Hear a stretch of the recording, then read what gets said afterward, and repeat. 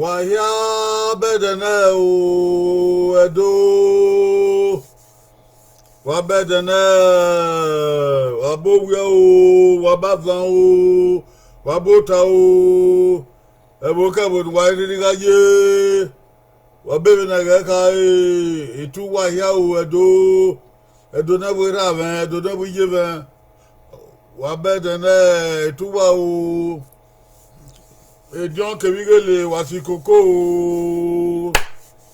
Eh, now they did not say bigger than oh, Wayala Ru.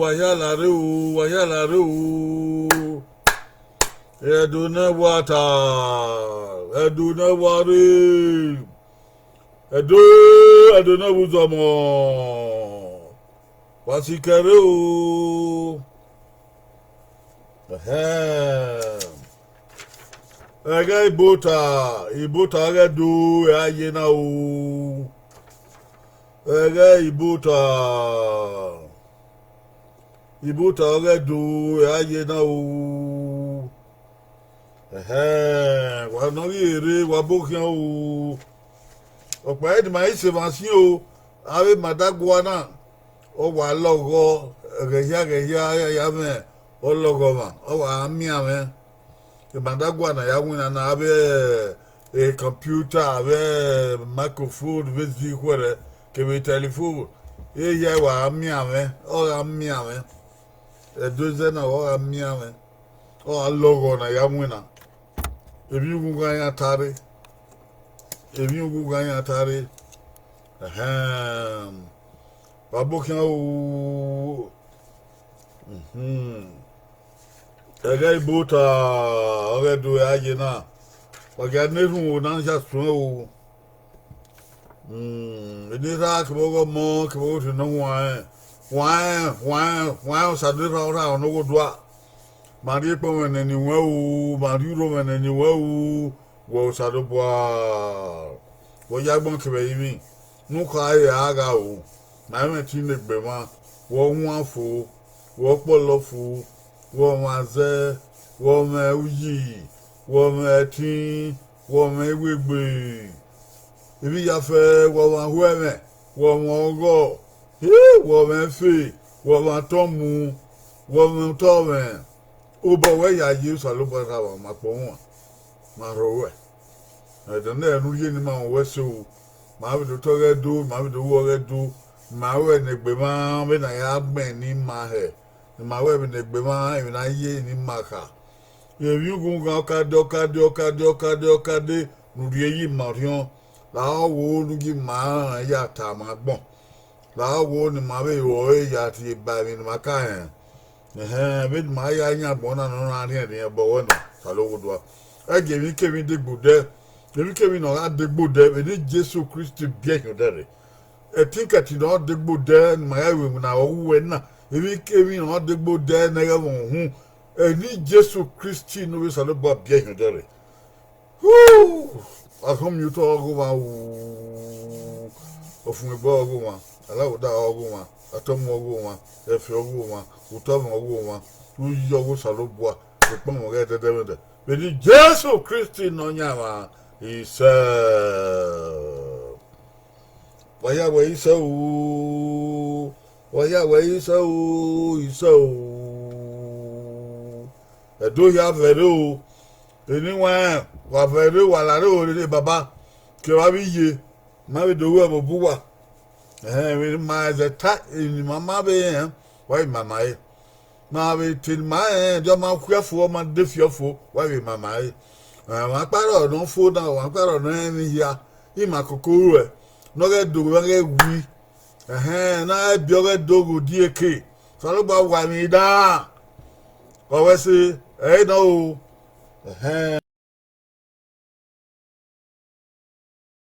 wa gi ma ya fe morion so to o ma ya fe morion so to ri gbe ri mu wa ri gbe ri mu ri ku ri gbina ni ma re utana oye ibota don no rion mi ke na soto no hun doni mahia fe mai govima soto iwe na gbe ya ti ibukun e de na ogaga edu ma no eti won so tie ni awo aga wan na kin anakin ko God bless you anakin God bless you. Who is calling?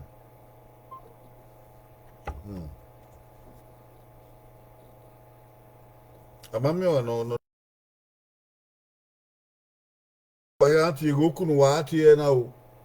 Waga 1773-587-9339. Okunu wa ti na eni ki o. Di makati dario. Omanwi na na.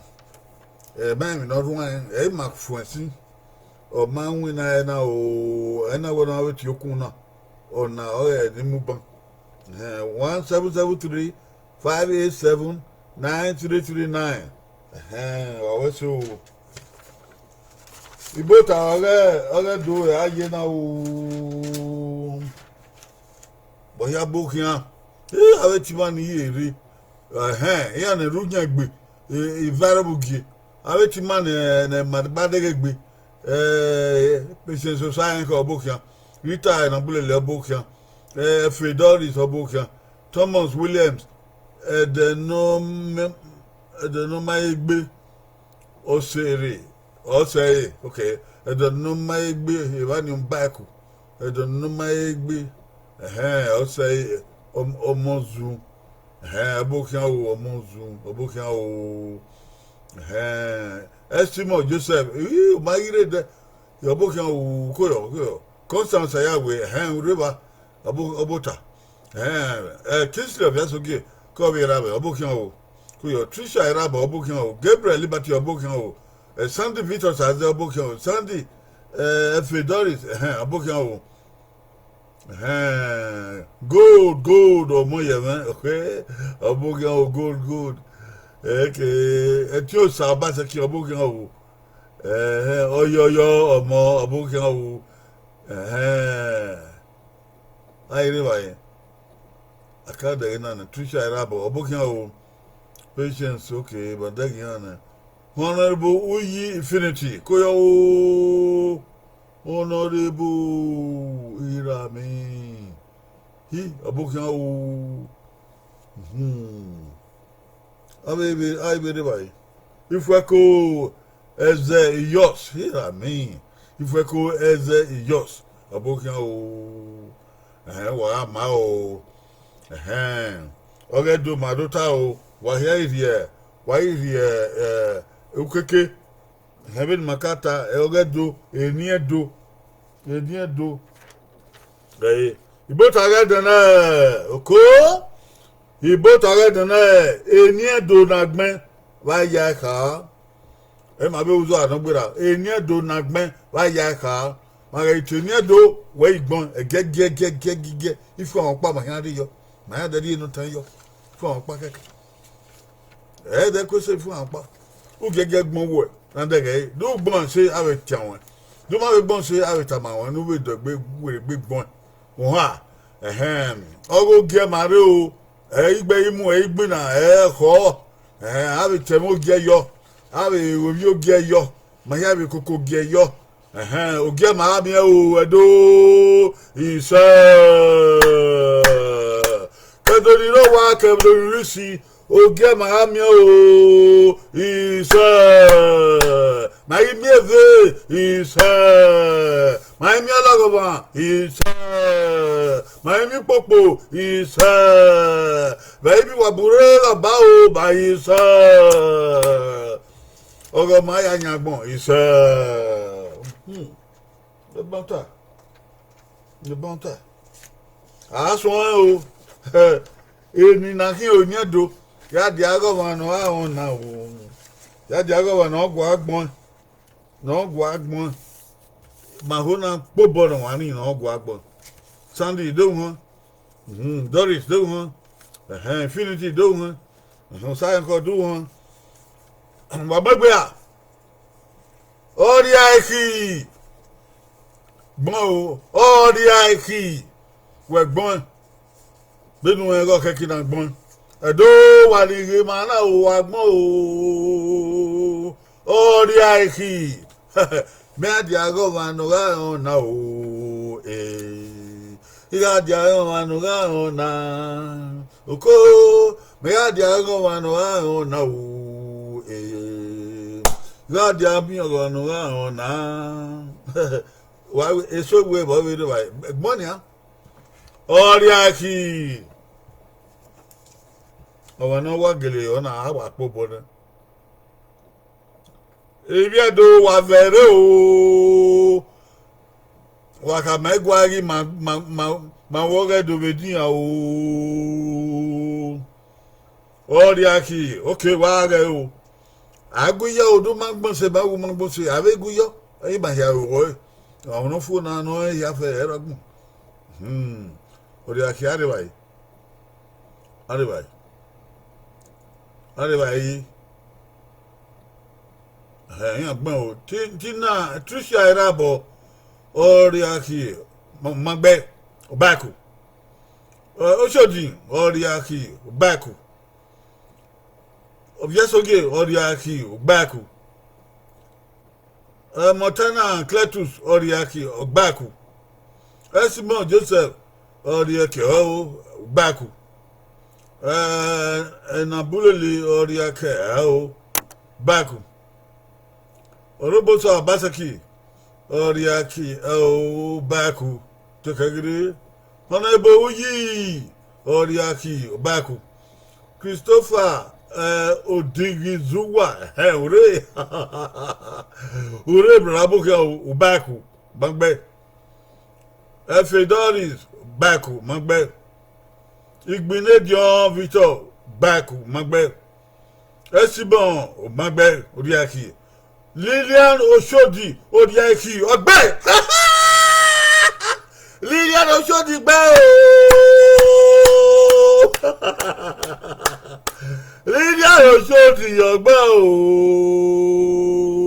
Obono Mose Owa working Lilian Oshodi Owa working Owa Gayo wagaye Wagaye Ori aiki, babere. Ori aiki, ori aiki. Ori aiki, ndage. Nkodu kuna rona. Ori aiki. Ori aiki. Amamia. Ufe kubon kiri. Ori aiki. Okowe. Ori aiki. Odi kizuwa. Magbe. Esibon magbe Odigizuwa magbe Constance Awe magbe o baku Wagaye o Lilian Oshodi o Ori aiki wagaye waga Ori aiki Kenakpa with Adam Ugagbe with Fred Yori magbe baku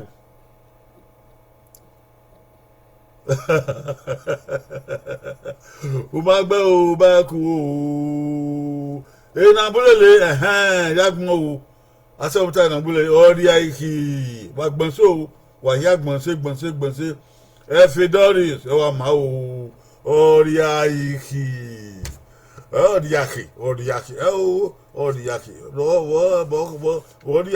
ori aiki ami we ba wa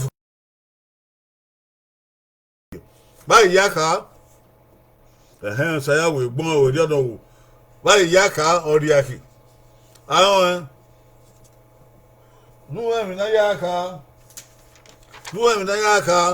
ti o kuna 773-587-9339 do no ati tabi mind na yori aki ka alright Odi aiki ahon na yaka edo kuwa na ogibana wa ye na nyogi ore okuna wa ni okuna do na yori aiki ka ti o wa nu tania ti o wa we ti okuna nu ta duwe na yori akika we tioku na nuta wa hia ni gebe we gege o okian o gagbe here e ga yari odi akika ba yori akika ko abami abi edo no o going abami abi edo no odi akika o going gone all right oban odi akika ni o no gbin na egbe ọmọ no gbina ne egbe oni odi akika awe mi o to boy wa bi ado gbina na egbe odo agbina efo e yabo won ọmọ na yabo won ni ọmọ no oni odi akika awe mi no ba lo e yabo we odo do gbe uwe mi no baluwe se ni we ka o oni ọmọ odi akika wa fi e papa wa fi e papa ni do fi we epa eva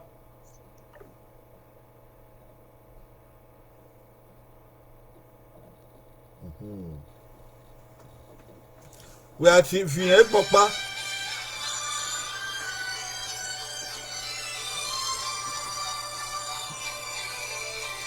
wọn pàtì o agaga wọn ti ana hinko hello Thomas akoba ba me no Rita no Rita kian o why ka he we ori aki very understand the ori aki o man ori aki de no ko uje bi ebi na ma use and maybe o mama we say ari aki jo aka ba we no na ma mu jo ari we ku jo ni mini of ori aki okay wa ya me nota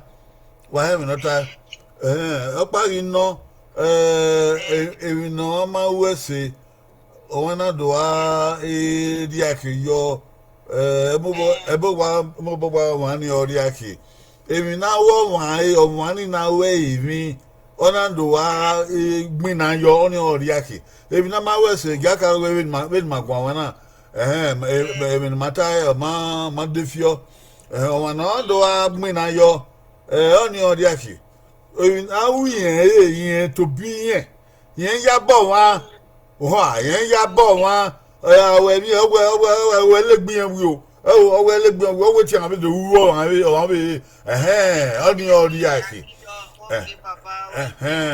ogi ma ogun wota gbon ya o de ma polo ese ade ma popan se ado gba asan yo oni odi aki odi aki so pan de o na ri emi yo to ma do lu e oyi do lu owe a lo mi na emi ni wa ri yo to ma owa guisi owe ye bi aka again we ya emi yo to we ri emi yo to ye do ri ye yo do lu e odi awa odi aki ye emi nu yen unda yen ya bo ma oni odi aki o keke ni ma ya bo o mana o ma mi ayabo ma adi aki ne gbima o sa lo bo apa odi aki no wa ogbon so ma adi aki yi han ebe no keke so pon sa lo bo adi aki o sa lo ba yen ebu eku yan emi ya sa ba beta be bible o we na gi en do ri aki no wa ma ga ri aki ne gbima we se o runa ti o we se ga bo we se okun we na de we na ti o wa be ma be ri o okun we na de mete mo okun we la ti na ya ti o wa be ma na ti be ri o o we de fio ehia ki o ehia ki we se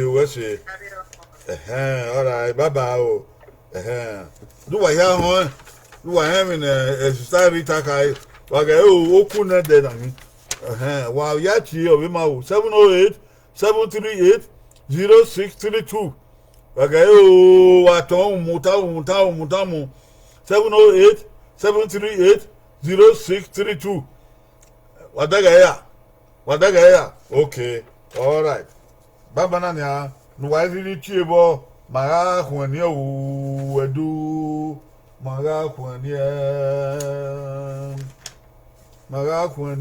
Wadu Marakwani or the Akiba Yodin Swan. In the Mara Bonacana, away you walk back. What here you for Wagao Izabuwa Oko a get yo Izabuwa or Mosigo Booker. Go your Mosigo or Mosigo Booker. Go your Mosigo. Rabo Wosa or the Aki no one and what I know. Way.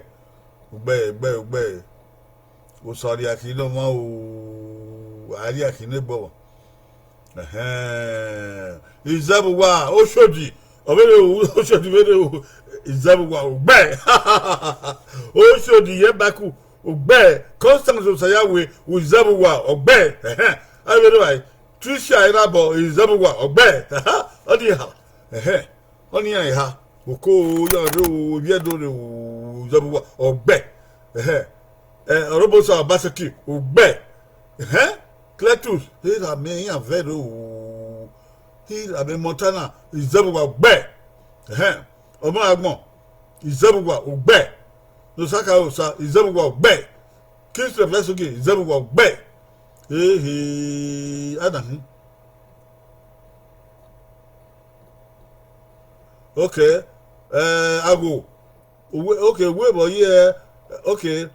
Ma tell la dia ugbon ma dege do gbon se won ha ago dege mi ta Estimo Joseph is Zebuwa ugbe o ge gbe Zebuwa ugbe ai be no ba Odigisuwa Zebuwa ugbe patience akidime akidime e bound the obo kan wo Zebuwa ugbe o sa nko Zebuwa ugbe efe Doris Izabuwa gbe asemuta Izabuwa gbe wa hia wa gbe o wa po body buwa wa po bona do edo moka o ma si akan o moka o Nigeria edo moka o Africa edo moka o America edo moka o London edo moka o Australia ra me hia wa gun o Wabewa Izabuwa Badage. If you know, wenu uguge ize akagbon ize be uwa. Ai yaka ba Izabuwa ka we biobona ni una wuche Izabuwa ba yaka. What do you mean? What do you mean? Why ka o wa biomona ha Izabuwa why yaka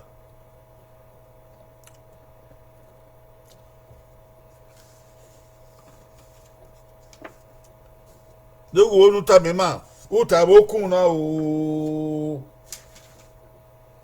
okun ni bo bono okun mamula de ban ye bo okun na o da o ti ba okun na o ti ba okun na ta o gege Uta o do mai ta boku de o ta boku na. Gai. Ida.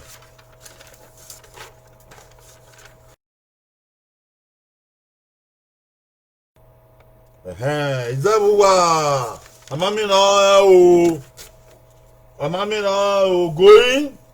Amami na o going. Izabuwa going. Oh. Wa wo ma ye ni da wo ya no wa gwa agbon na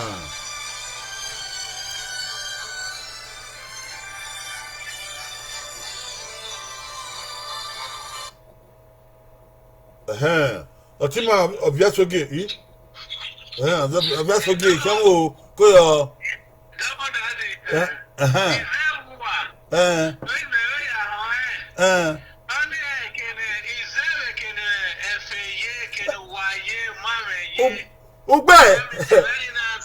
Ugbe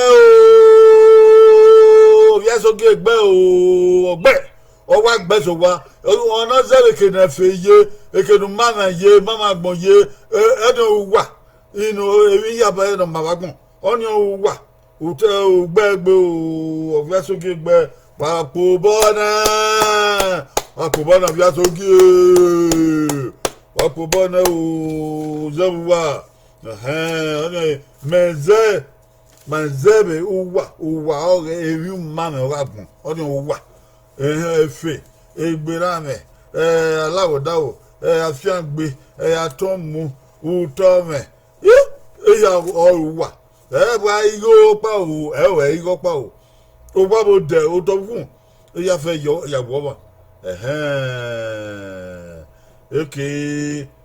ok wọ́n máa dẹ́gẹ́ nọ́mbà mi à ok wọ́n máa dẹ́gẹ́ nọ́mbà mi yẹn máa dẹ́gẹ́ o gẹ́gẹ́. 1708 738 0632. What the guy? 1708 738 0632. Kuyo.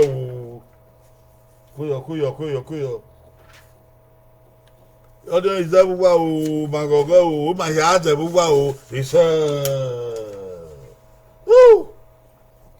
ọbẹ̀ èdè o wà ẹ̀yà kí o wà wà mú ẹgbẹ́ wà o wà mú ẹgbẹ́ wà ẹ̀yà ibi wà mà kí o ibi wà náà má sẹ̀bi go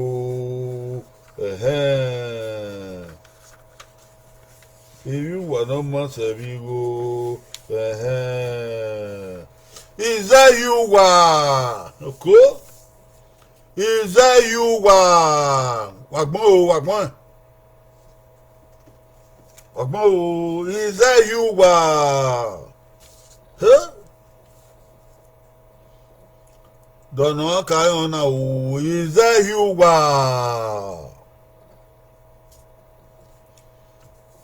Emun wa no ena. Uwa. Kebize is that. Ayé ọ̀hún kò yàbò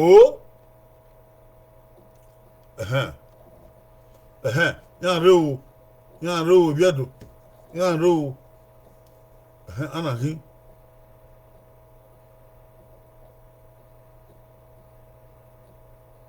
okay anaghị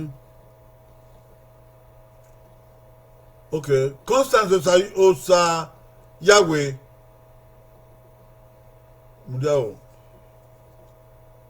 Ogbe ize hiwa Ogbe o Oshodi Ogbe Shodi megbe Nabulele Ogbe ko no ọmọ ẹ̀gbọ́n o bangbe Ogbaku Ogeri aki Ogbe Oru egariba Ogbe agba oru obokan Ogbe Nusaka Osa Ogbe Ofiasoge Ogbe Odirizuwa Ogbe Akidime Ogbe Irabo Ogbe Doris Efe Ogbe Montana Ogbe Izahiwa Gay Taumu Izahiwa o afekogban udo wọn ize ehi uwi a Izahiwa Ogiagbe Ogbe o Orobosa Ogbe o Omosigo Ogbe o Montana Ogbe wapo bọ́ọ̀nù egbu wá yàtọ̀ file pópó yàmá idó file pópó wàyà ẹ̀mí àbíọ̀rẹ́ o ní àdó àfile pópó yọ o ìzẹ́ yìí wà báyìí yá ká báyìí ìzẹ́ yìí wà ká ìzẹ́ yìí wà báyìí yá ká.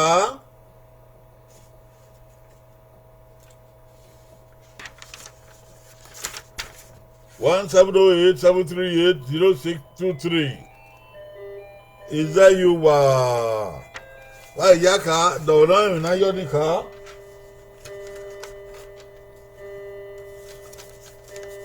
A mammy, I'm quite on ye. Oh, what's up, man? Yeah. This is my one more Latin away. Wamanda Gay 708-738-0632. 708-738-0632. Gay, Tamo 708-738-0632.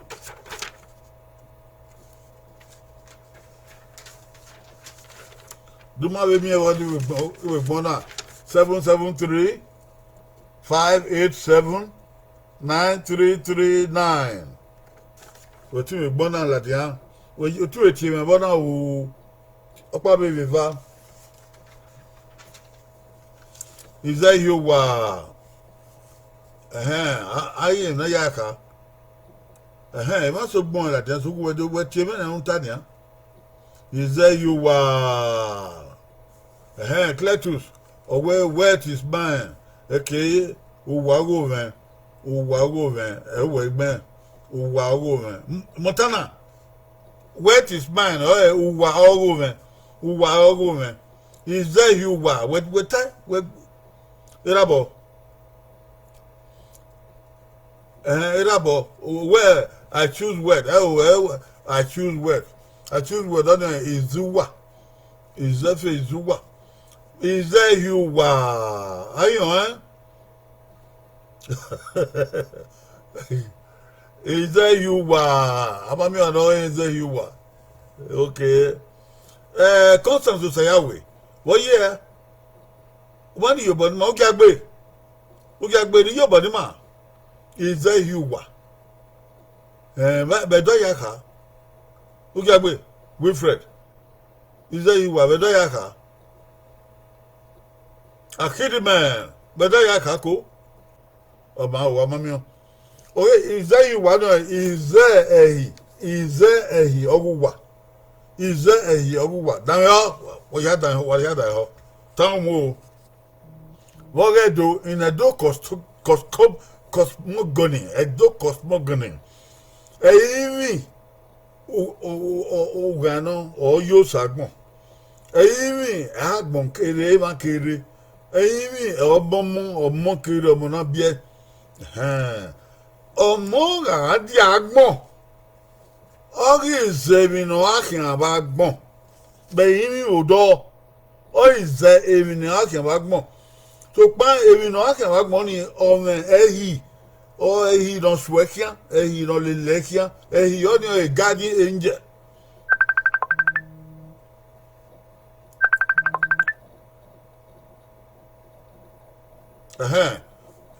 Constance, Koyo. Constance Sayawe, Koyo. Iwe Koyo. Koyo. Constance. What is that you work? Is that you want? I mean, on your Monabia you were say. Obey na the Manatia, this who will appear you want. Monabia you were say. No matter who say. Oh, I bear you what? I bear you what with Tana. I bear you what with Tana. Is that you want? You were on your Monabia you were say. A Monamado Susa like Mona. Oh. No, say no, ma. Oh. Even wetana, I bear you what wetana, I bear you what. I bear you what. My cat don't know. Tana, the matana is there you what. Oh, Tony. Okay, me walk by him. Okay. I bear you what. Only I bear you wealthy. Ebi ya fẹ́ na anya abia yiwe buwe egbe o igo o wa o de o kiori ya wa gba oni abia yiwa ni mata na is there you wa wa da ho wa ya da ho do mo adi agbon Oh, is Zehi, Bahimi, Ehi, guardian angel, guardian angel, guardian angel on your Ehi.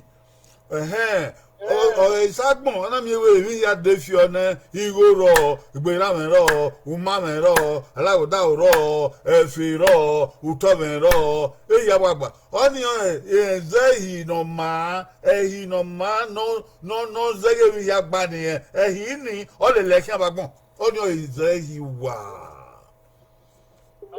A guardian angel. On those swabagmon, not do I, no, a wife and the bow boy. Okay. What's not you, don't work with you, where's your Marco Bonwell, where's it? Could have your gear, could have your gear.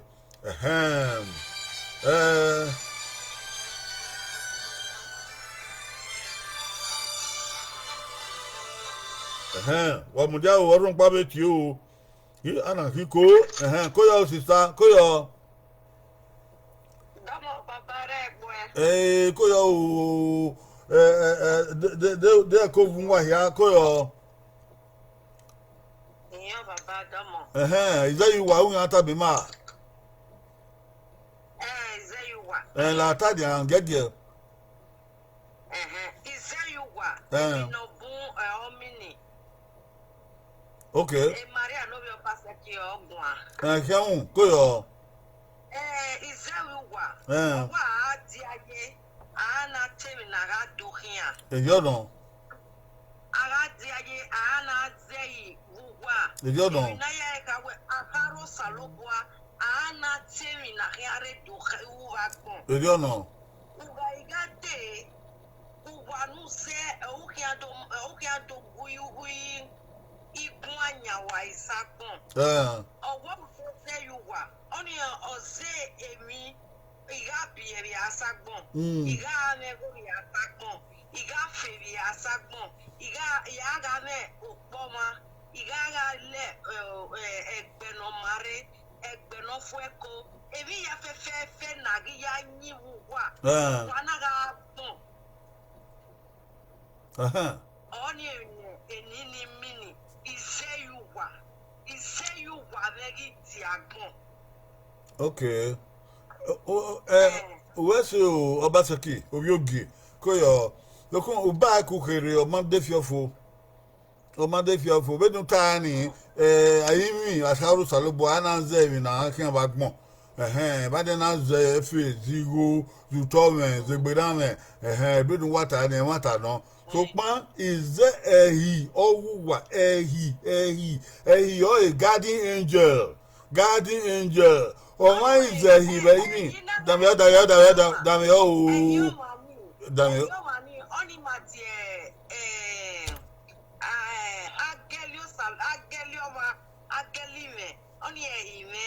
we're Macatoni ban. Macatoni, your ban.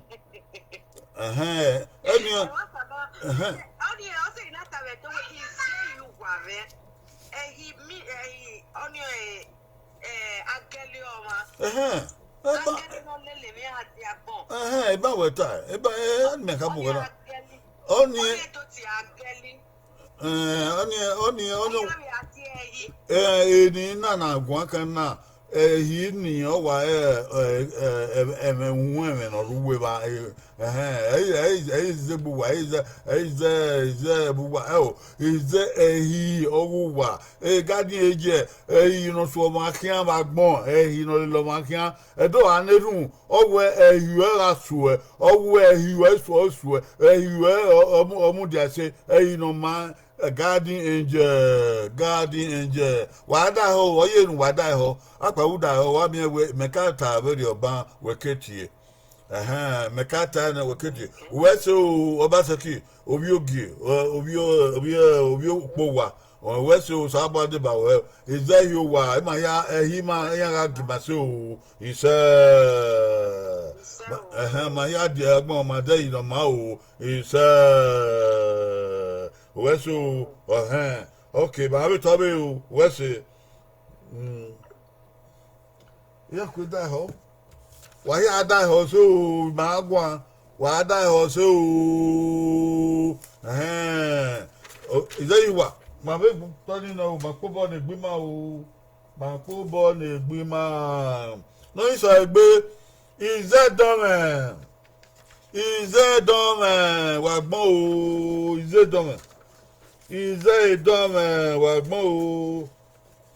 Is that dumb? Make good on your toy. Do what I make good on your toy, my Magaria, Abbey Adio. Is that dumb? I go up. The one I go up. I go up. Is that dumb?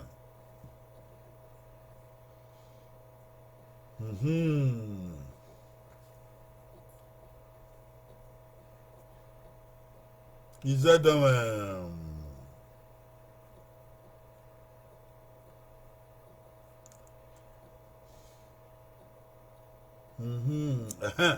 Yeah, boo. I go. Yan do.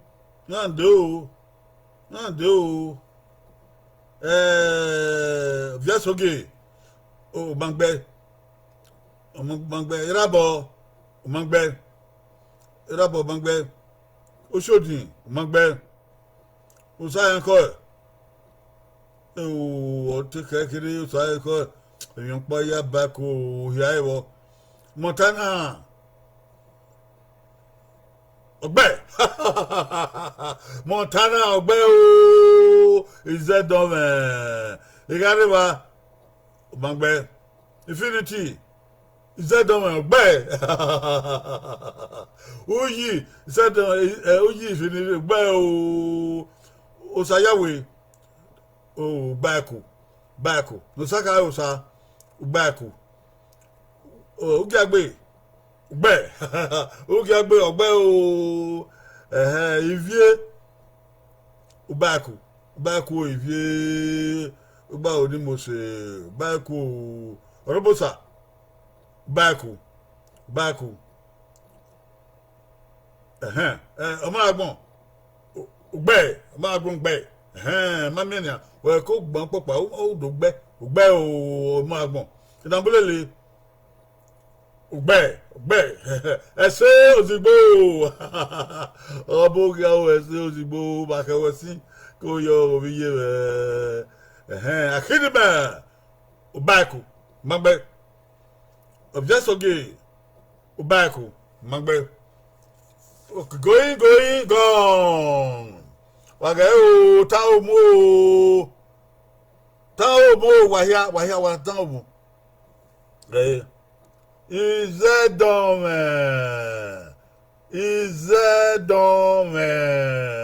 Wa ko gbon do mi o. Is that a dumb? Wa ko ku gbodo is that dumb? Ogere gbegbon o is that dumb? Wa ya ogere gbegbon. So ozigbo udaga ga. Is that dumb? Na bulele ogbe. Omaragbon ogbe. Ai be gbe bai. Okay, is that dumb? Bai ya ka. Oba emi na ya ka is that dumb? Bai is that dumb ka? Why is that dumb ka? Ko is that dumb? Do na bai ye me ni ka. Abia so ge ogbon ogbe. Constant say ogbe. Ai is that dumb ka? Amamia. Ya ra to o. Amamia no tie. Amamia no tie boku.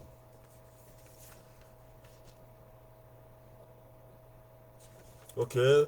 I go you. If that is that dumb ka, well.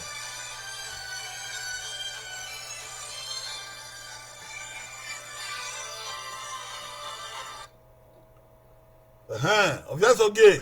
Tell me ma o, if that is that dumb ka. Hello, Daddy. Why ya ka ko? Go yo. Is that a dumb? Wait me where Eh. Oni is that Imami me. Ami woman.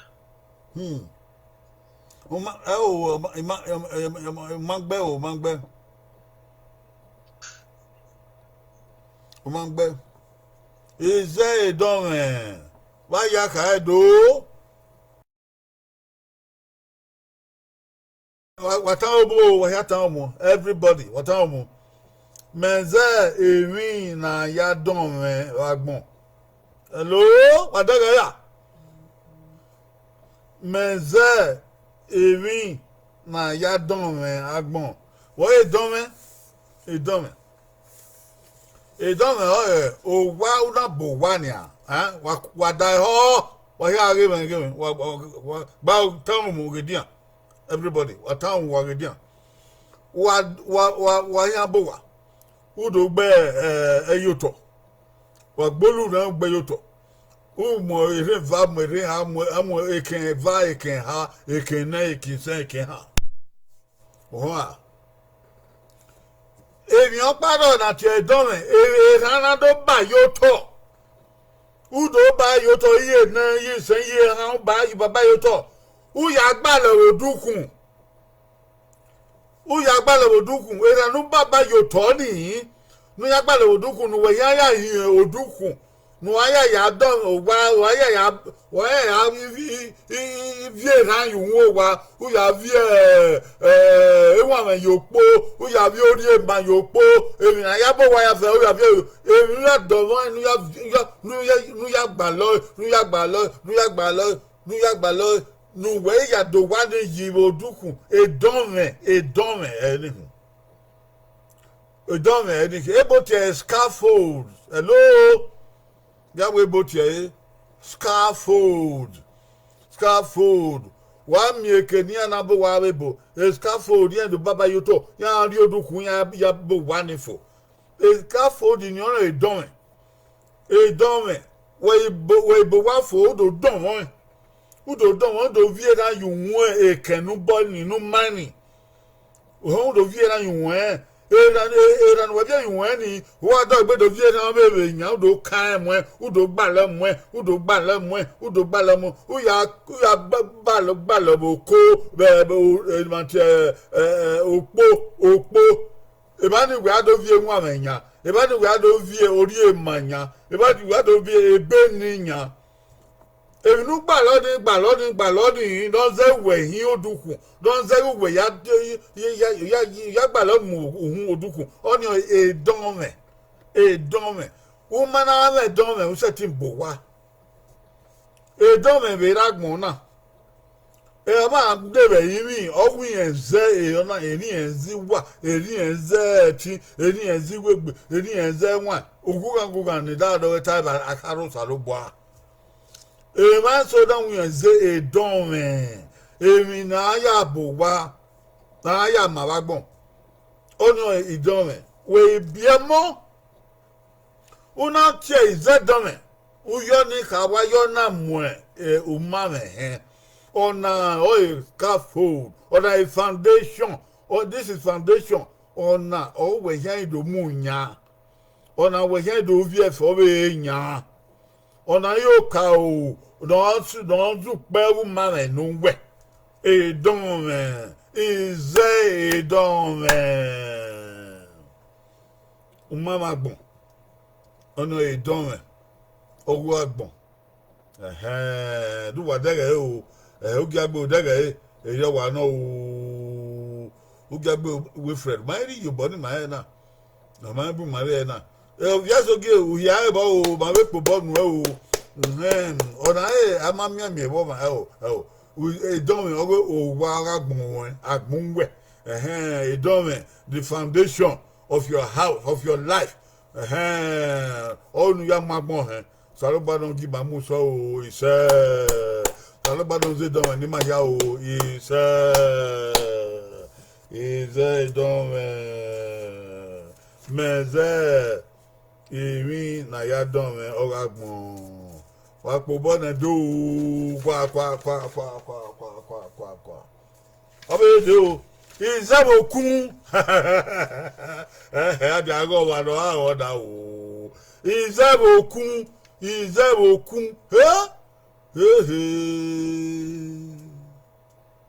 Izebokun o.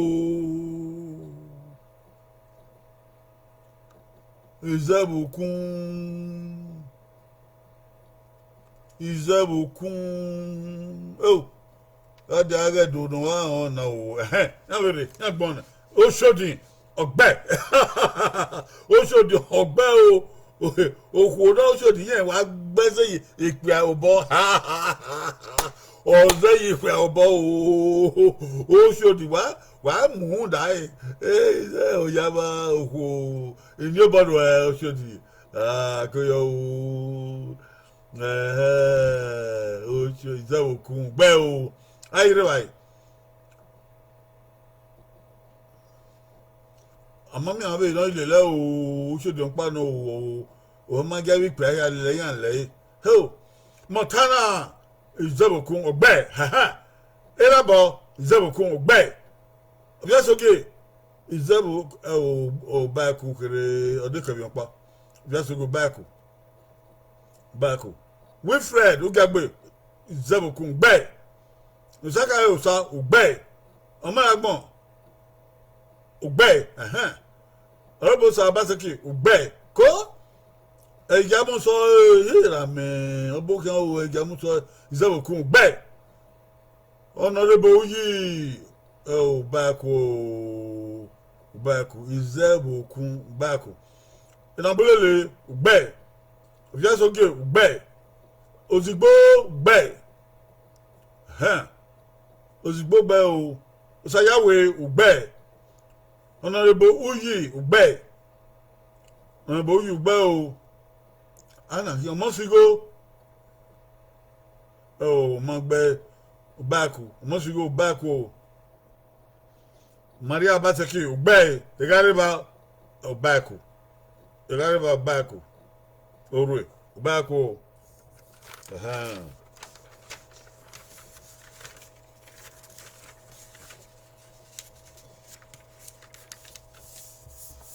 Wayata omo edo etiosa ugbe etiosa kolazo etiosa taomu ge wayata omo edo wata omo Izebokun nome Izebokun madage no Izebokun oni Izebokun báyìí yaka wagi yaka o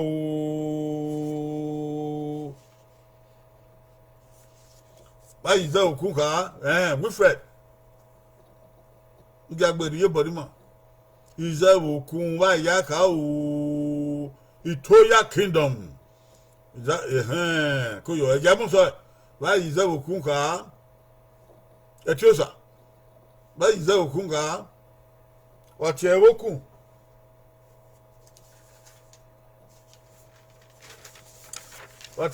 na o Izebokun ba yaka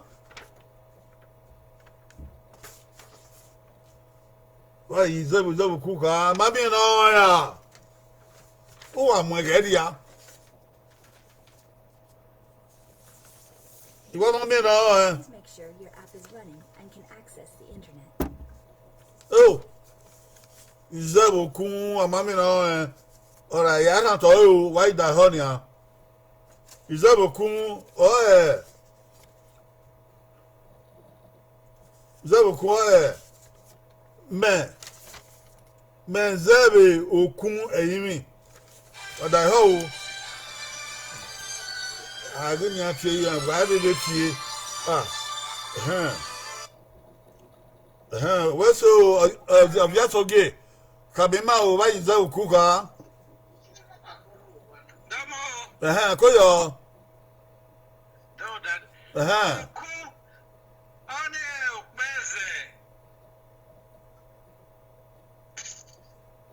Okpeze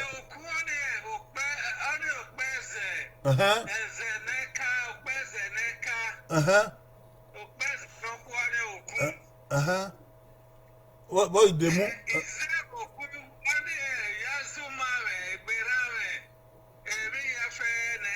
mo Okay. Okay. Yeah, umame, gbedame, na ayagbon. Okay. Okay. Tí mo bia soge ọ̀tá ọgbẹ́ gun kaka body yae. Gun kaka body yae. Okun onya ezeneka no de yimi. Okun neboche ocean see. Ezeneka na ezeyafa le yodi okun onya eze owari yimi. Ebe phone. Hey man. Okay. Ayimi ma yakere. Bogedo. Ayimi ma yakere. Eze na ya leso do. Wa eze na nakana okun oya leso do. Eze wa ri Lagos na ri wori odo mi okun. Wa lese yimi. Who die win ma yakere. Ate pabudo. Ma idoze win ma akin abagbon. Wa adoze win na akin abagbon. Bakaro salobua adoza eriefe eri mame eri gbedame eri utome eri go eriati eri wegbe odone na zo bakaro salobua okuna already odo azo ene odo akiradi agbon o na zo okun orie ma yen zebe yimi okiradi Izebe yimi bakarusa eze ne fu ne ka mapo board of yasogi o kwa obviously be yimi eze no ri okun eze no kokun de eze ni no kwa ni eyimi okede o eyimi oberi obedo izegbuwa Izegbuwa ari yo ase tin gbon Izegbuwa edobo abukan wedobo ubangre de na kuyo do wa ma Itoya Kingdom Go brother abi wa zetu egbetu eni wa ye me okay oshodi re o Izegbuwa ogbe oshodi ye baku Izegbuwa ogbe o Trisha Irabo Izegbuwa ogbe Kristi of Lasoge Izegbuwa ogbe not here ọmọ agbọn Izegbuwa baku Izegbuwa nọtí oyè mi pa baku Estimo Joseph Izegbuwa ọgbẹ ẹjamuso ọgbẹ ìgbàdìbà ọgbẹ ìgbàdìbà Honorable Uyi ọgbẹ Montana ọgbẹ Iyore Wilfred ọgbẹ Nabulele Rita ogbe weso ese ozigbo magbe emi owe wegbe na ese ozigbo Izegbuwa Izegbuwa ma we na gbon Obaseki ogbe Constance Ayawe ogbe Kolazo ogbe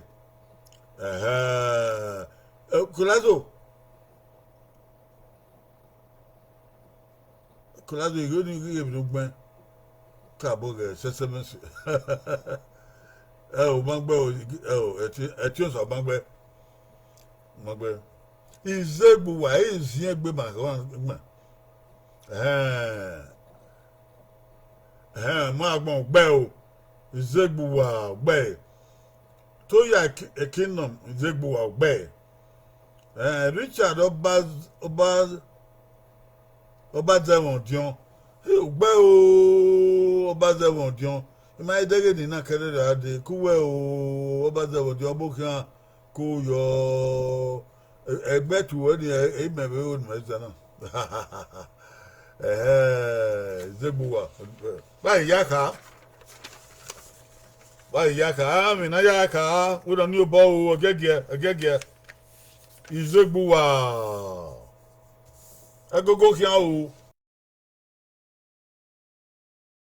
Wa Izegbuwa. Bye yaka. Izegbuwa. Ese Ozigbo bye yaka.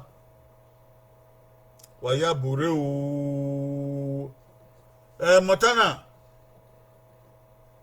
where wisdom and prosperity Izegbuwa ka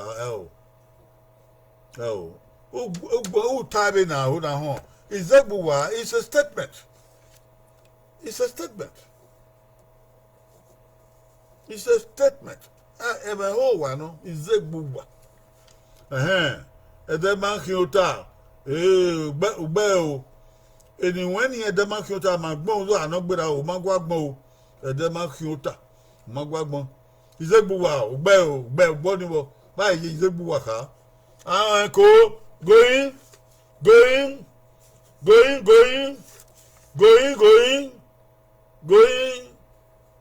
gone.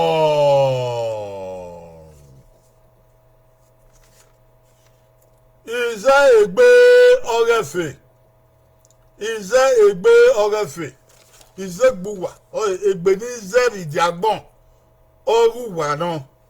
Ko? Egbe ni zeri diagbon. Oruwa no. Egbe bolozo. Egbe mose. Egbe pere. Mamie. Abi ko ne mose ni aiwa no akana. Iku ne mose ni wa ye biedo. Biedo ne mose wa akana.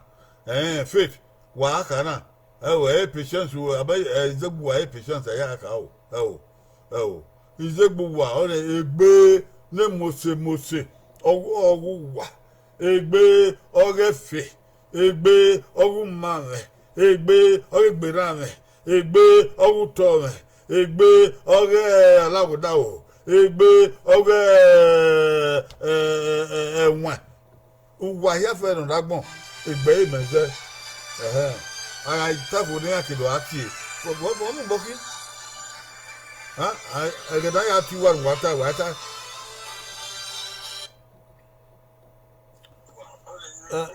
Si sabane de ti o la wa de ati mention aran to ene we kedo ati. Okay. Okay, obokian o. Izegbuwa baya ka. Izegbuwa. Emiya niya dure imwegbuwa mere imwegbe emamare. Iti akon einaze egbeme oguwa mera diagbon. Utai. Ugbe. Ugwa dire do ugwa wagbon. Imwegbuwa ate wana mera sonia. I ogwe big man wa fitorona. E big woman wa fitorona. Ozegbuwa re adiagbon. Okay, what's you? Ugbe o. Efere uware erinanya gbome imu erire lele gbera diagbon. Utai ugbe o ejo wa na mapo bonu sister Rita ugbe o wagya po bonu o kwa what's you ugbe o egbenu moze egbewe ko hun do so to egbe ni oruwa no oruwa wa we no oye bolozo egbe bolozo egbe umare egbe ne ogyo egbe no wihin egbe ni ya fe wa gba na egbe ewe wa je adiagbon wese la warere ati wa wese obi orise idega wa wona pepper soup ni o sagima wo o mando la lo o koyo we say all right Izegbuwa obonu ai bia o Izegbuwa egbe oruwa orefe ejo wa da ogu se ewo oge miame ewo ogo logo ewo uwa emi na ya nyagbon e ya so bo wa po bo na do kwa oko is that yes sir is that yes sir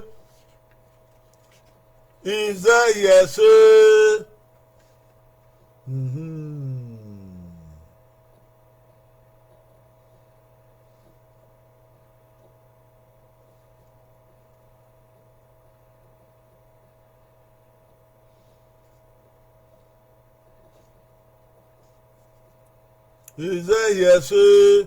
I mean, I think Banco.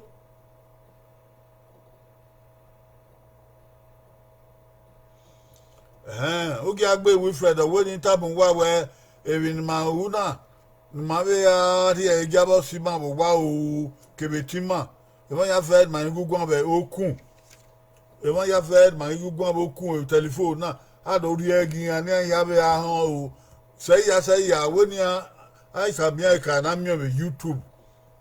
You can am with YouTube. Is that yes Arebaiko? Is that yes oh biaso gi o mangbe o de kekere. O shodin ugbe. O shodin baku ugbe. Okay. Biaso gi yemi pa baku. Acha mota ugbe. Igareba oh de kekere pa o ya baku. O gi agbe ugbe. Infinity ugbe ọmọ agbọn ugbe ọsàyàwé ugbe ìrabọ ugbe ẹdẹ makiota ọ ma gbọ yìí mi pa bẹkù Destiny ugbe Itoya Kingdom ugbe Adobo ugbe Maria Basaki ugbe Esimo Joseph ugbe Robert Abasaki ugbe o iya gbe o oya watumo utaumo agaye watamu Isaiah say so easy he ca easy he ca Isaiah say why yaka wariri amu okun o do wa na to ire mu okun rere na to o egun ta na kedo na to anybody awaro no ta ro na to ya Isaiah say ozigbo ugbe irabo ugbe Isaiah say why yaka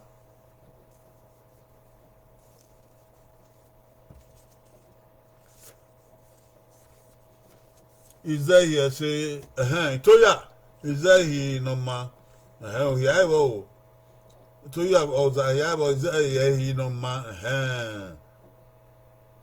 Isaiah no ma okay ozigbo utetie wa magba ozigbo ti me boku na de ma denu ka ba mi ma yo ti owo na gaye 77358793339 77358793339 Udaga ya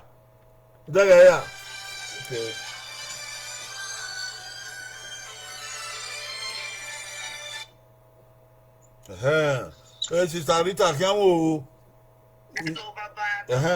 Isaiah say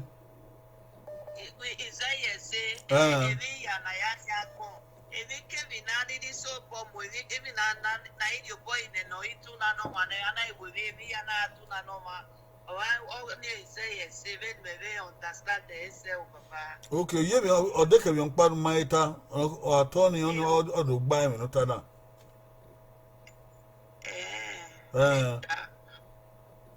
Isaiah say Isaiah say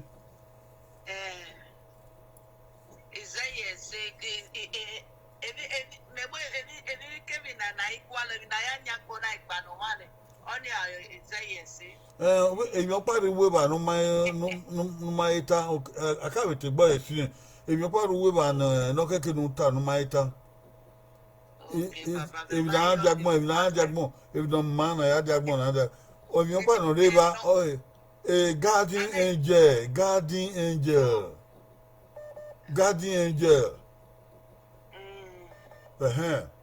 What do you ehi. O ma jo wa be ge yabo, let's okay, is that here say tao, my yaka.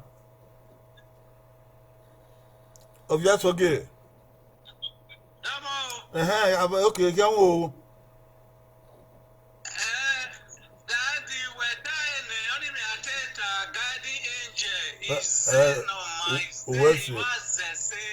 Okay, where's it? My back walk by ehi. Oh, guardian angel is there here. See, only you man is there, guardian angel. No man.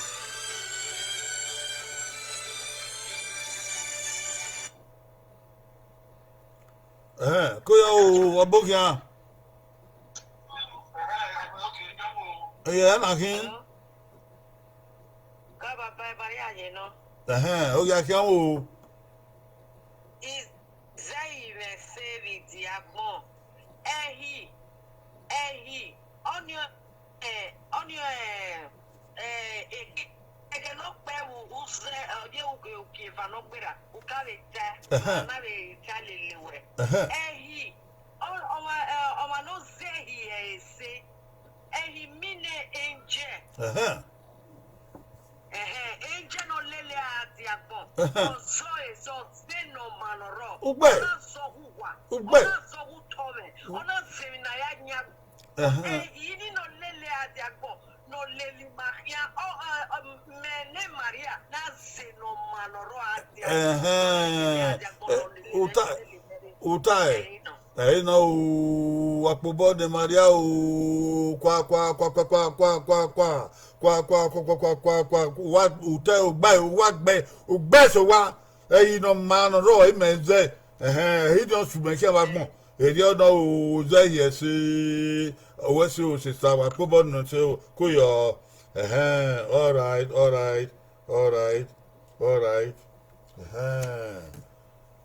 Okay, now you say, oh, your phone,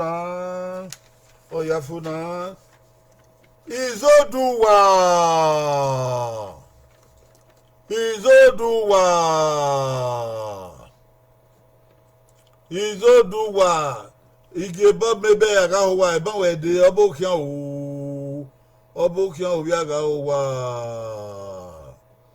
Obokian, Izoduwa. Why I wagbon. Anakin. Edo diaspora Europe. Okay. You are choosing the right angel. Okay. Guardian angel. That word you wrote guardian angel. Guardian angel. Guardian angel. Guardian Guardian. Guardian angel. Guardian angel. Now, do diaspora. Koyo. Obukian. Izoduwa. Of just give your back. Dike mi pa orun gbe just okay. Irabo ugbe, Trisha irabo ugbe. Honorable ugbe. Ese ozigbo ugbe. Omo agbon ugbe. Oru egariba ugbe.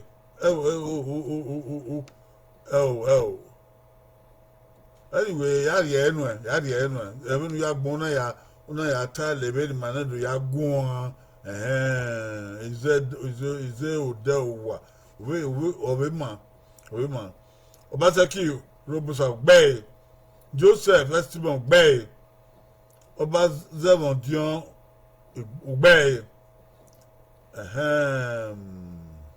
Maria Baseki Bay. Osayawe Bay. Is Oduwa Bay. Edobo. Is Eduwa? Is you pa baku Edobo? You pa ya bagu. Okay, kuyo wa mobe obiraman kuyo. Oru egariba. Okay, ri enu ma. Okay, inabulele ugbe. Akidibe Akidibe izoduwa makana izebuwa we yigbe nakatasi opeda intonisi we kwe ho mata debo nu sie ye Australia we ya Australia we ye opeda intonisi e bando so do Australia gelere oh yeah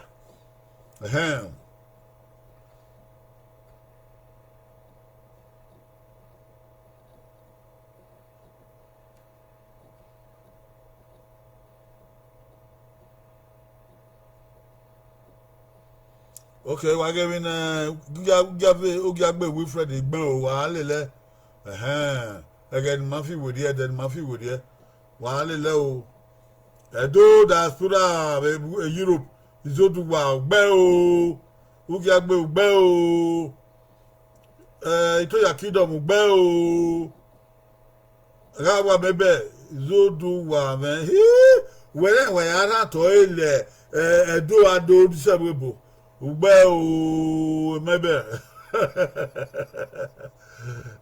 gbe o ora to efo okay ana hin edobo izoduwa gbe Edo diaspora oyebota gbe ame edobo izoduwa gbe o very good wa ya gbe o ebonibunwa gbe Isi odi uwia izoduwa wa be gbon ize oduwa o be gbe video una ka be gbon ize oduwa ke ize meze ode ore uwa mami meze ode ore uwa ayaka izoduwa ode meze ode ore uwa Edo diaspora uyebo gbon uta o I have chosen the path to wealth. Edo diaspora. Uta so bando ye do edota. Ize ode oguwa. Ugbe o Charles Obatuyi ugbe. Wa ya po board egbo wa o. Uze ode oguwa. Imazo ode da. Ode ne my life. Ode refe. Odogu egbedame, odogu tome, odogu igo, okove, odogu egbedama. Tell me what the Ivaka. Is that gay? Ya jago wa do a oda o. Is that gay? Agege o. Is that gay? Abami another thing bizarre again. Just about to your book and color. Is that again? Joy Oduware, your book and is that again? I was a thick boy. I was a thick back at Bono. Kingsley of Jasogi, obey around. Oh, a double. Abuwa obey ana ibe kiko era bo Trisha magbe era bo Trisha bangbe o orobo sai Obaseki obey honorable Uyi obey Omaragbon oye mi pa bako Omaragbon ize bi ge oye mi pa bako ese obey yaba si Yamaku Bay Obaza Dion Bay Obasuyi Bangbe Basuyi Charles Mangbo Agawa Bebe Bay Estimon Mangbe Izebi Gay Edobo responsible Bay Edobo responsible Ugana Wiki Edobo responsible Every Edobo Abuwa yeah Abu Vano Ugbe responsible Constant Sayawe Ugbe Ugiagbe Wilfred Ugbe Rita Asamota Nambulele Ugbe oh yeah Ugbe Osayomori Osayati o say mo de we yesin na o obokia o izabigi gbe oya town mo going gone wage o izabigi easy ve ge easy ve ge izabigi mi vi izabigi wabere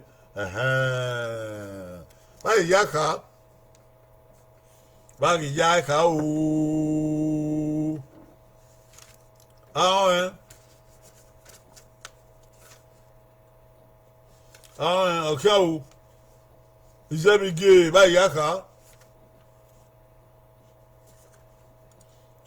gáyé o iṣẹ́ mi gé ọ̀yẹ́ mẹ́sàbẹ̀ ehe ọ̀gẹ́ ìgè mẹ́sàbẹ̀ ehe ọ̀gẹ́ ìgè ọ̀gẹ́ abẹ́nogè ọ̀gẹ́ abẹ́ ògẹ́bù bẹ́ẹ̀ bá ní mẹ́nà sẹ́ mẹ́sàbẹ̀ ehe ọ̀gẹ́ ògè ọ̀gẹ́ ìgè ọ̀gẹ́ èmi ọ̀gẹ́ kí ògè ẹ̀yìn mẹ́nà nà zẹ́ bàdí agbọ̀n ẹ̀yìn mẹ́nà yà zẹ́ ọ̀gẹ́ wọn kẹ́kàn ẹ̀ o ọ̀gẹ́ abẹ́ èmi ọ̀sẹ̀ kí abẹ́ nìgè enigi abo enigi ọba enigi ọrẹ bo òun fi orin hàn eni ana zẹ ẹmẹ náà yà zẹ o wọmiọ bàtí agbọn bàkárò sọlọbùà ìzẹbi hi ọrìgì wàpò bọnẹdó azẹbigi ìmọ̀ ìyá azẹbigi o ìṣe. Oh, no KK, the last one. No KK, the last card. I call you gay. Yeah, Jago man, I call you gay. Of a niggas in now. Yeah, not a bomb niggas in. I call you gay. Ege ma ya di ma ne bia do ege ibi oge ma ya ege no akori ege báyìí ka gbon o gege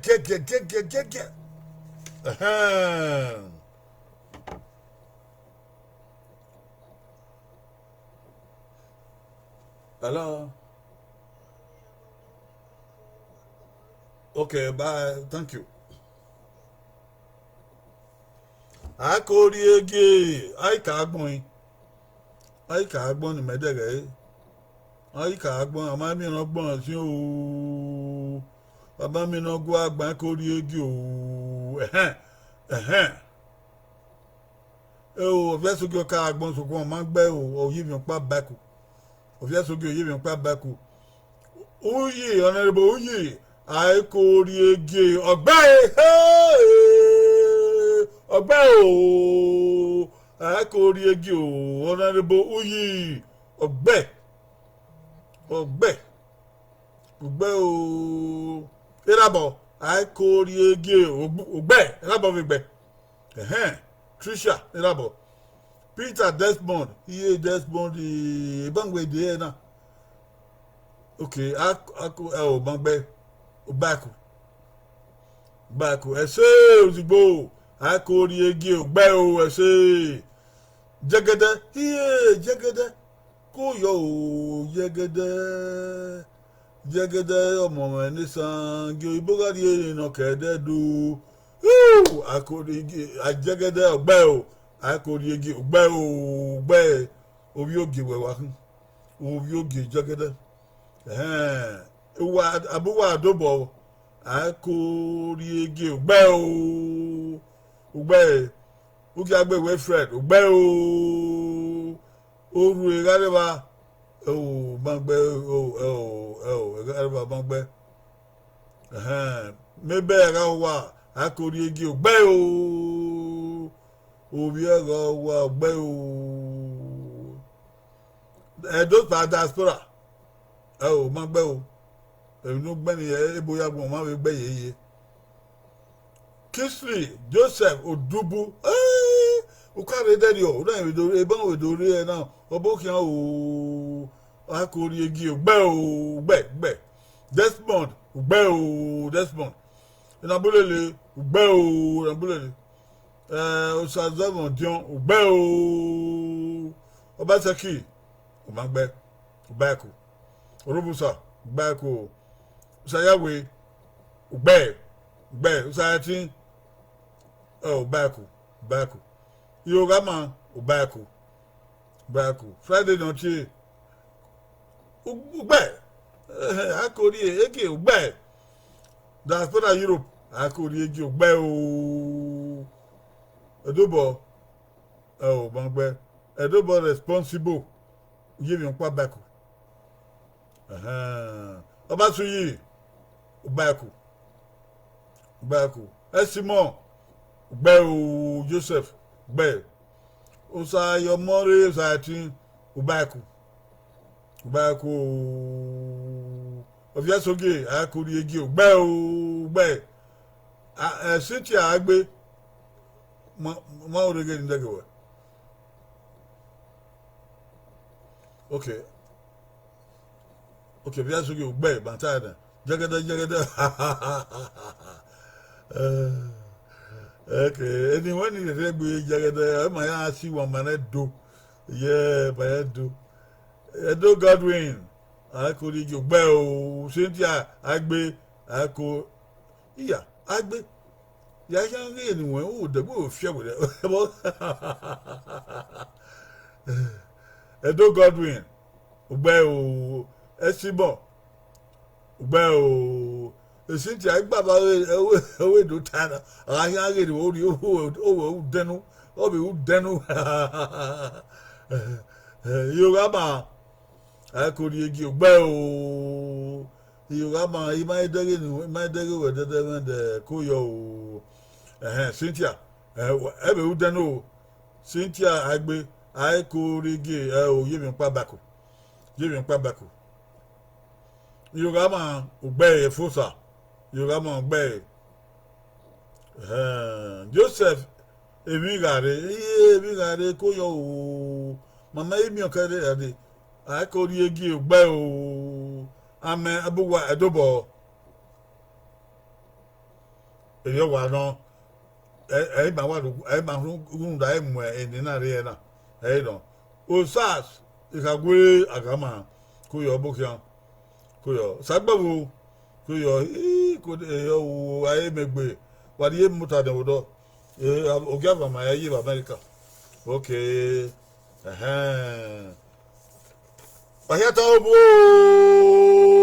Wahiyata omu ai koriege udaya ya ai ko rie gea ai koriege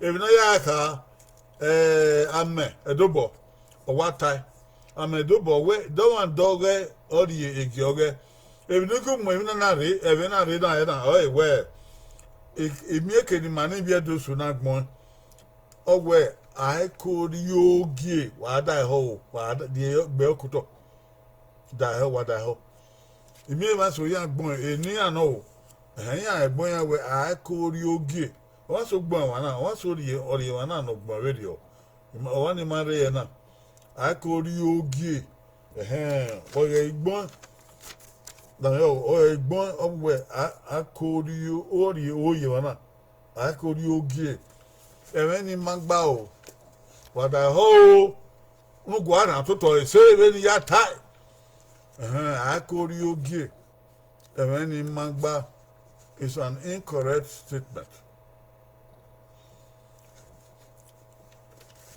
Ogie kebegie eopa egie onyo the title egie the title u na mu ye no mana mu no ma amu no ma wo ri egie oge aisegbe a egie oge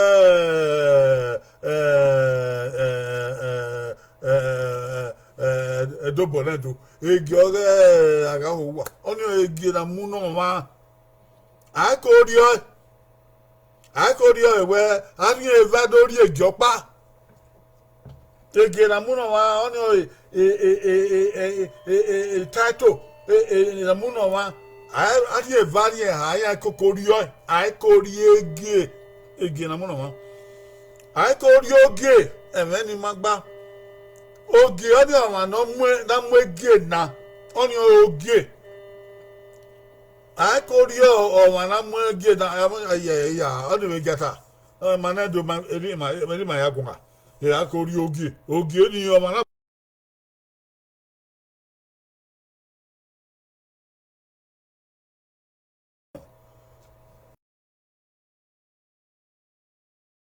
adi awon na gbo no ri oge awe na e we akodi ege no ro aka udo we ni we akori oge na o omangba na do eri ma ya gwan ege akoko e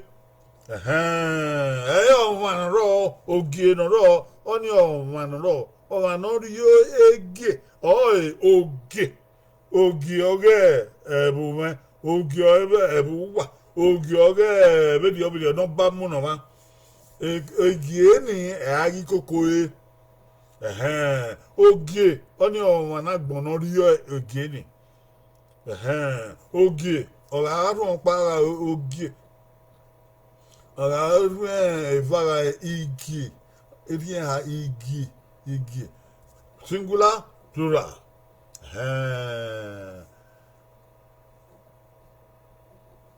okay wait man do te kagwere agama wait man ma na agbe abidi okay ma gbon ba kayo ni suwan na pia ma kaya suwan na pia okpe ma ise wa mo mi okpe ba ke do na kana ma ya do mo la di abidi figi hi kele mini o piricity uvi wiyiti ko eri ma ya o egede da o eri da o diaspora owege da amo na ogun kan eri owa na o egi ogun kan o amo para hu eva egi amo para na ni ha o so pa wa na mo ege ni ona ogi to boy eri owa na o wa ya do egogo to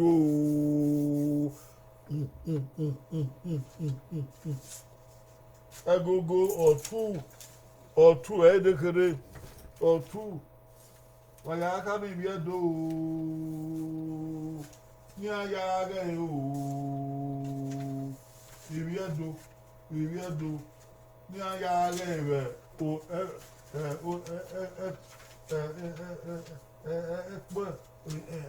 ota oge edo oh maybe mi export edo àmọ́ ẹládé àwọn kẹ́dẹ́rì adé máa ń yàn bábá náà ní mọ́dà wà.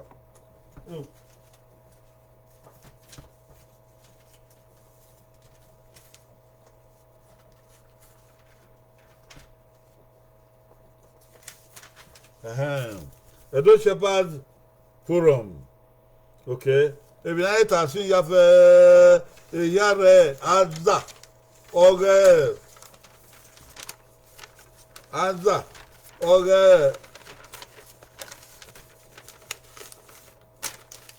Ukpota Azza ukpota o wakamedo ya ga o abebo be kai o na bodo do aga wakamedo ya ga o ya wo edo do aga ebota ebe di o ya wo eyan do ewodo aga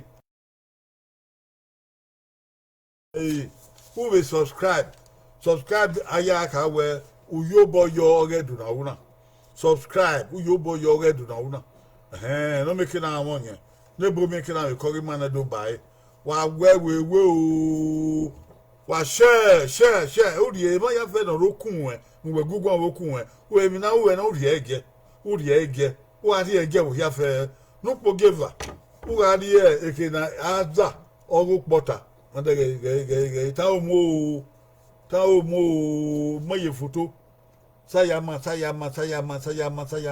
gege sayama wa ari ba ni aya ge na ta dupo na pe ya re ba na ta zo adon gbura do uki no gbura ya re ba o ha age wala ho age ni wa ya age wa kuyo age ebu aka na we do ko ga ma na do bai na we do ti ama eyo bodon ko kwa oro ni ma ya fe do ya age o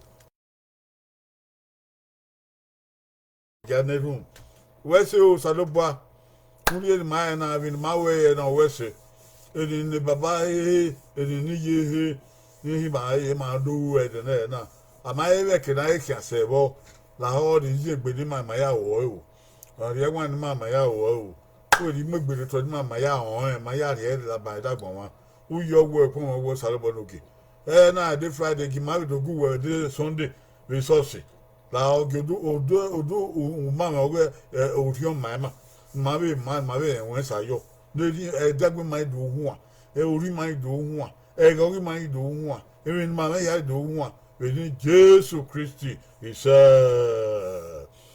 oba re wa ino redo ora to ipebe kiti e ri ga ma wa ri ga ma o yo pe on dogi oba yi lo bo efu is oba to ope is wa ku yo wa ya no ri na setting ku wa ya fe akata na si wa ma o edobo responsible na we carry we so wobokia wa ya fe yoga ma wa ya fe ku yo edu ko Godwin we ni ma wa ehun ogedo maka we wo yo adagbe mwere we so na tamame ehun ogedo mami era no re ni ja yogo na ni wa ma wo ni ma we maka we ehun obi oge bieka o sa na era ma ibo ne gie maki ma we de gbe mwere we so na tamame o sa gbo fu ko yo obo ke o jegede ko yo mo ni sa Maria Basaki o ba de gun na was the Maria wa won ehun wa da me gbe ima iwe ma wo redo ehun wa da me kaka bo ma idagi bi edo da bo o apa we de gbe ya we dia me be lo ya ga wa ko yo ogere wa ko ya ga wa ko yo cha so basu yi we so na ro mai ka dege we de ko yo cha so basu yi la wa re de ya o o se me ka sagbo ko yo are ge ya o ka gbe agama ko yo are emi ga re ko yo gbede yo ko yo u yo salobo sa ba fe gbe ba ya fe wa baba do wa wi do wa wi ti ma ya fe do ipe ana do yoku ipe ana do yoku wa yo keke wa ya do yoku gba bo wu kun wa do iku ni won do keke nu wa won do wa wo da fun wa do wa we mo do wa fi manopolo de mo ni ga ebu ni ga mu ayo ya do je ba o gipa ya mu we la dia re ni o ha mu awe yin ore do iya ko yo sagbo aye megbe o ko yo de ko fun wa ya fe ko yo itu wa ya o wa ki o gbe o wa ri so si be de zo anu kwa adagbagbon zagbon so ba de ba ma ya o we ke de mon de Wednesday give no de Wednesday wa ya wa baba